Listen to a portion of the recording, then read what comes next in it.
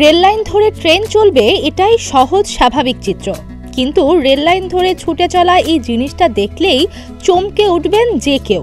ছোট্ট একটা বাঁশের পাটাতনের ওপর বসে আছে 10 থেকে 12 জন, আর 40 থেকে 50 কিলোমিটার বেগে অবলীলায় চলে যাচ্ছে অদ্ভুত এই যান।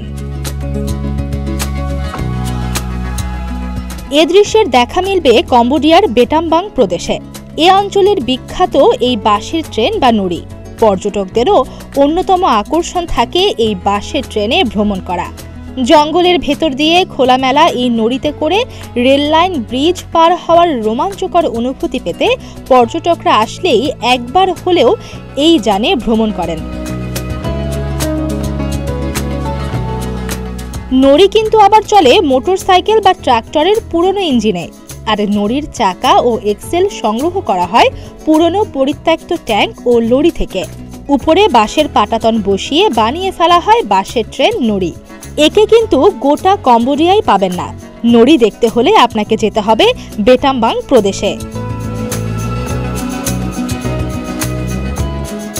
দক্ষিণ পূর্ব এশিয়ার এই দেশের অনুন্নত যোগাযোগ ব্যবস্থার এলাকাগুলোয় বহু বছর ধরে প্রয়োজনীয় এক বাহন হিসেবে সেবা দিয়ে এসেছে নড়ি।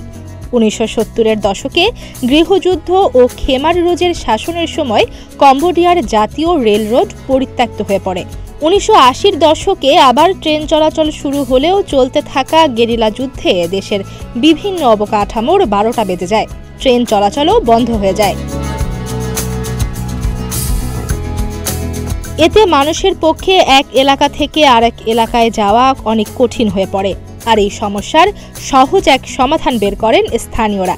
সেটি ব্যাম্বু ট্রেন বা বাঁশের ট্রেন। তবে বিগত বছরগুলোয় কম্বোডিয়ার বেশিরভাগ রেল লাইন সংস্কার হলে বাঁশের ট্রেনের ভবিষ্যৎ ধোঁয়াশার মধ্যে পড়ে যায়। ক্রমেই চলার এলাকা কমতে কমতে 2017 সালে এসে একেবারেই বন্ধ হয়ে যায় নড়ির কার্যক্রম। কিন্তু 2018 সালের জানুয়ারিতে বেটামবাংয়ের ফনম বেনান পর্বতের পাদদেশ থেকে শুধু নড়ির জন্য একটা লাইন স্থাপন করা হয়। মূল শহর থেকে একটু দূরে নতুন এই নড়ি অবশ্য পর্যটকদের কথা ভেবেই করা হয়। এই নড়ি এখন কেবল পর্যটকদের কথা ভেবেই বানানো এবং চলছে। ডেস্ক রিপোর্ট, প্রতিদিনের বাংলাদেশ।